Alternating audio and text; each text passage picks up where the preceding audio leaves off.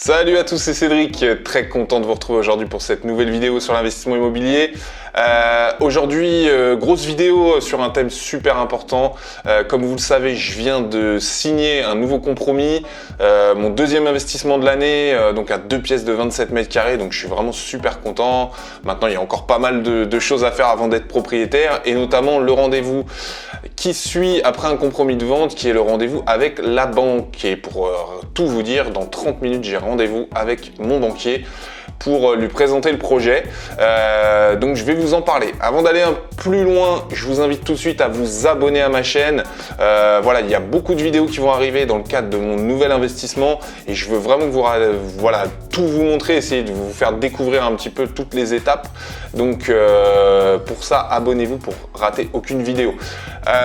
Du coup, le banquier, c'est parti. Je sais que c'est souvent un rendez-vous qui stresse beaucoup les investisseurs, notamment quand on débute, quand c'est la première fois.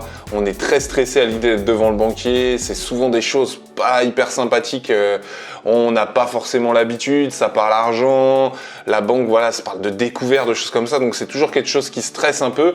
Et je vais vous montrer qu'il y a pas mal de choses à mettre en œuvre pour justement que ça se passe bien. Donc la première chose à faire, et ça c'est plusieurs mois avant que vous ayez signé votre compromis, c'est-à-dire quand vous avez décidé que vous allez vous lancer dans l'investissement ou faire ne serait-ce qu'un investissement, il est important de faire de l'ordre dans vos comptes bancaires. Donc c'est vraiment en anticipation.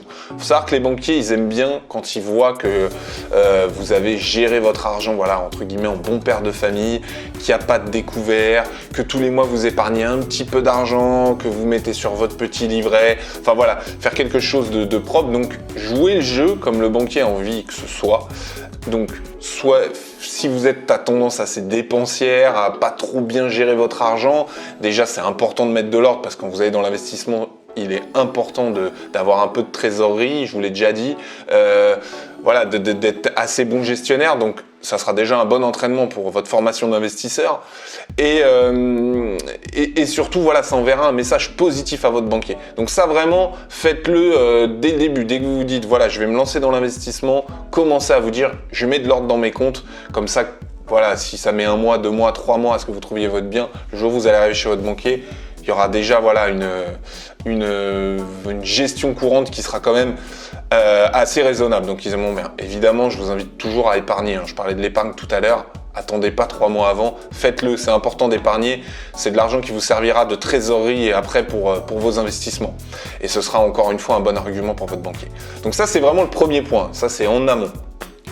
Le deuxième point, et là c'est plutôt maintenant, dans le moment où je vous parle, c'est-à-dire vous allez aller chez votre banquier, c'est plus au niveau de l'état d'esprit. C'est-à-dire que très souvent, on a tendance à aller chez le banquier, surtout au début, on ne connaît pas, on n'est pas sûr de soi et on arrive un petit peu, entre guillemets, je vais être méchant, mais un peu en victime, quoi. On vient demander, s'il vous plaît, prêtez-nous de l'argent, il faut que vous me disiez oui pour que je puisse investir.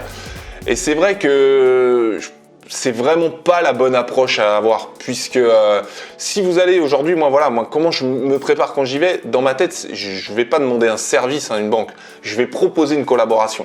Donc c'est jouer sur les mots, mais honnêtement dans le mindset, dans l'état d'esprit, c'est vraiment quelque chose de différent. On arrive chez le banquier un peu plus conquérant, on arrive avec des chiffres, voilà, sur un bien rentable, parce qu'encore une fois, si vous en êtes là, c'est que vous avez trouvé une belle affaire, quelque chose de rentable. Et ça, le banquier, c'est pas compliqué de lui démontrer. Il y a des chiffres pour lui montrer ça. Et du coup, c'est pas, vous lui faites pas un cadeau non plus, on va pas exagérer, mais c'est-à-dire que demain, vous lui présentez un projet. Est-ce que lui a envie de rentrer en collaboration avec vous sur ce projet? La banque, n'oubliez pas que quand il vous vend du crédit, parce que c'est vraiment ça, il gagne de l'argent. Ils gagnent de l'argent. Les taux en ce moment sont très bas, tant mieux pour nous, mais ils gagnent quand même de l'argent. Donc à partir de là, si vous lui présentez un dossier sans risque ou avec, il n'y a pas de risque zéro, mais voilà, très minime parce que vous aurez fait bien les choses, lui c'est tout bénef pour qu'il rentre avec vous et qu'il prenne l'opération et qu'il se rémunère sur quelque chose qui sera sûr, qui se passera bien. Il faut savoir que la banque, elle, n'a qu'une envie, c'est que tout se passe bien. Elle n'a pas envie de vous vendre du crédit pour que vous ne puissiez pas le rembourser 6 mois après. Donc là-dessus, vous avez un but commun. Donc si vous présentez un dossier bien ficelé, que vous arrivez, voilà, moi je vous présente quelque chose sans risque, est-ce que vous voulez collaborer ou pas? Sachant que des banques, il y en a partout. Donc s'il vous dit non, le voisin dira oui. Voilà, donc Ça, c'est important. Vous arrivez en état d'esprit conquérant, on vous propose entre guillemets un partenariat. Donc ça, c'est vraiment le deuxième point et ça, c'est très important. Et évidemment, pour pouvoir avoir de l'aplomb et arriver prêt à proposer un partenariat avec votre banque, eh ben, vous devez arriver vous-même préparé. Quand je dis préparé, c'est avec votre dossier complet. Faut savoir que j'ai pas les chiffres, mais honnêtement, je pense que les 3/4 des gens vont demander un crédit à leur banque en arrivant les mains dans les poches, limite avec leur carte d'identité, en disant ouais, peut-être une fiche de paye à la main. Donc c'est pas sérieux, c'est pas sérieux. Vous, si vous voulez arriver et qu'on vous prenne au sérieux et que c'est vous, entre guillemets, qui allez mener les choses, il faut arriver avec un dossier complet. Et ça, c'est très très important. Vous pouvez arriver fatigué, nerveux, des valises comme ça, pas avoir dormi de la nuit, avoir fait la fête la veille, peu importe. Vous arrivez avec un dossier complet. Ça, c'est vraiment le plus important. Il faut savoir que déjà ça vous mettra en avant par rapport à plein d'autres personnes qui ne le font pas. Qu'est-ce que c'est un dossier complet? Je vais vous énumérer, moi, tout ce que je regroupe en pièces quand j'arrive chez le banquier, ce qui va vous permettre, encore une fois, qu'ils vous prennent au sérieux. Tout d'abord, vous avez pièce d'identité. Passeport, pièce d'identité valide. Attention, hein, si vous avez pas fait gaffe et que votre carte d'identité ou votre passeport est périmé, donc une pièce d'identité valide. Même si je crois que la carte d'identité, c'est encore valable un an une fois qu'elle est périmée, bon, peu importe. Pièce d'identité valide. Si vous achetez à deux, en couple, marié, non marié, chacun avec ses documents. Pièce d'identité valide. Un justificatif de domicile de moins de 3 mois. Donc facture EDF, facture d'eau. Les 3 derniers bulletins de salaire si vous êtes salarié. Si vous n'êtes pas salarié, les 3 derniers bilans.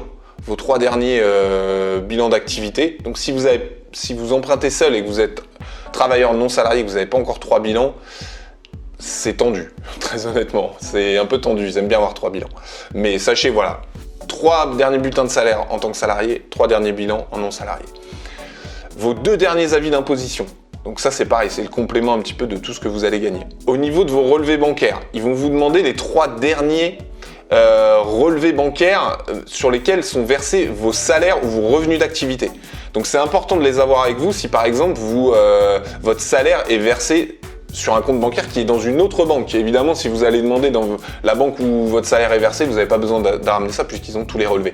Mais ça, c'est très important, il ne faut pas l'oublier puisque ça va leur permettre de déjà justifier vos revenus, même s'ils ont déjà les bulletins de salaire et autres, mais surtout de voir un petit peu comment vous faites, quelles sont votre gestion courante, et on en revient à ce que je vous disais en début de vidéo, le fait de rendre un peu ces comptes sexy. Donc ça, c'est important. Vous amenez également, si vous avez de l'épargne dans d'autres banques, un PEL, un livret A, enfin si vous avez du cash en gros quelque part, bloqué, pas bloqué, ça ils aiment beaucoup, ça leur fait des garanties. Il faut savoir que la banque, c'est des chiffres. Comme je vous disais, ils veulent que vous remboursiez le crédit, donc plus ils ont de garantie, plus ils seront souples et plus ils seront OK pour travailler avec vous.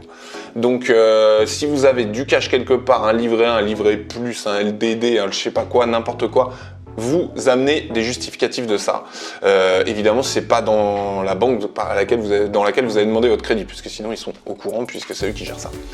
Vous amenez les justificatifs également si vous avez d'autres revenus que vos revenus salaires ou vos revenus d'activité, type d'autres loyers par exemple, une pension, n'importe quoi. Enfin, tout ça, faut que ce soit mentionné.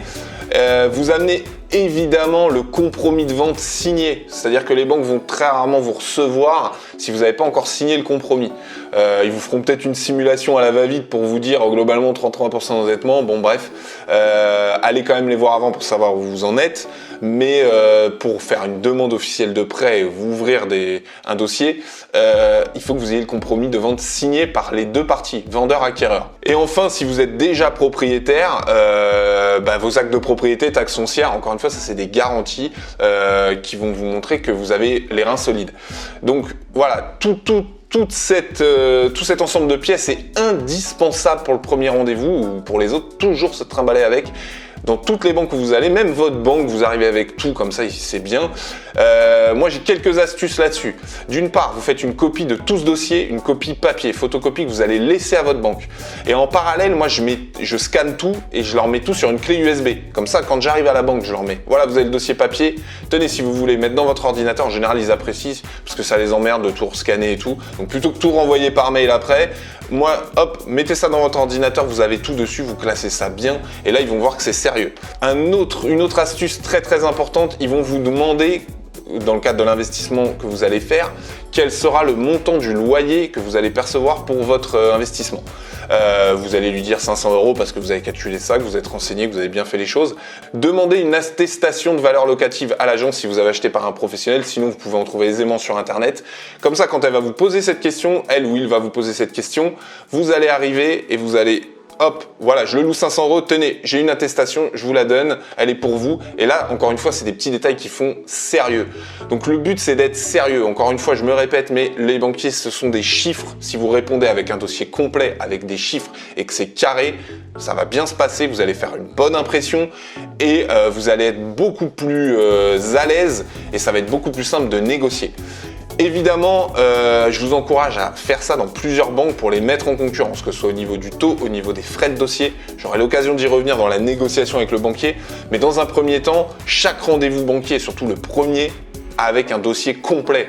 Je vous invite à regarder dans la description de cette vidéo, vous pourrez télécharger la liste complète des documents que je viens d'énumérer. Comme ça, vous aurez une feuille avec tout dessus pour rien oublier. Donc, je vous invite vraiment à faire votre dossier avant d'aller à la banque. C'est très important. Ça vous permettra encore une fois d'être serein et de paraître pour quelqu'un de sérieux. Et c'est essentiel quand vous allez voir votre banquier. Ok, bon, je vais vous laisser parce que dans 15 minutes, j'ai rendez-vous, donc je vais être à la bourre. Évidemment, je vous tiens au courant de ce qu'il en a été. Moi, encore une fois, mon dossier est bien préparé. C'est pas le premier investissement que je fais dans cette banque, donc c'est vrai que c'est aussi facile. Ça, encore une fois, quand vous serez à plusieurs investissements, vous verrez que c'est un peu plus simple d'aller voir le banquier. Vous aurez montré que vous savez investir, puisque c'est des investissements qui sont rentables. Et ça aussi, c'est plus facile. Mais encore une fois, toujours préparer ses rendez-vous avec un dossier complet. Je vous tiens au courant de ce qu'il en est à la suite de mon rendez-vous. Ok, du coup je sors de mon rendez-vous avec la banquière, ça s'est super bien passé, donc je suis content. Il y a 2-3 petites choses encore à négocier. Je voudrais raboter un peu le taux qui est encore un peu élevé, les frais de dossier, bon, 2-3 petites choses, on va faire ça dans les jours à venir. Je vous tiendrai évidemment informé de l'évolution de ce dossier-là, et quand j'aurai l'offre ferme et définitive, je vous la présenterai et vous expliquerai un peu plus en détail. Voilà, c'est tout du coup pour cette vidéo sur la banque. J'espère que ça vous a plu. Les commentaires, si vous avez des questions, vous voulez que je fasse des précisions sur tout ce que j'ai évoqué. Et puis, on reste branché pour la suite du coup de ce projet, de ce deuxième investissement de l'année 2017. À bientôt, ciao.